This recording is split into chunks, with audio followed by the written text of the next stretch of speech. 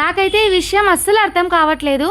Taste బాగుంటేనే కదా ఎంత దూరమైనా వెళ్తారు. ప్రమోషన్ వీడియో అయితే అస్సలు కాదు. టేస్ట్ బాగలేకపోతే ఎప్పుడు వెళ్ళినా ఎందుకు క్రౌడ్ ఉంటారు. టేస్ట్ బాగలేకపోతే చేసిన 1 అవర్ కే బిర్యానీ మొత్తం ఎలా సేల్ అవుతోంది. మన ప్రొద్దుటూరులో 99 రూపీస్ కే ప్యూర్ బాస్మతి రైస్ తో చేసే బిర్యానీ స్పాట్లు ఎన్నున్నాయో నాకైతే తెలియదు. Last month Nikhil's cloud kitchen లో నేను 99 రూపీస్ చికెన్ బిర్యానీ అయితే తిన్నాను. చాలా బాగుంది టేస్ట్. ఎందుకంటే వీళ్ళు ప్యాకెట్ మసాలాలు వాడకుండా వీళ్ళే మసాలా ఓన్ గా తయారు చేస్తారంట. మళ్ళీ 2 టైమ్స్ వెళ్ళి బిర్యానీ అయిపోయిందంటే రిటర్న్ వచ్చేసాము. కాల్ చేసి ఆర్డర్ చేస్తే ఆర్డర్ రెడీ చేస్తారంట. ఈ రోజే తెలిసింది నాకు. క్లౌడ్ కిచెన్ లో కొన్ని కామెంట్స్ చూసాను.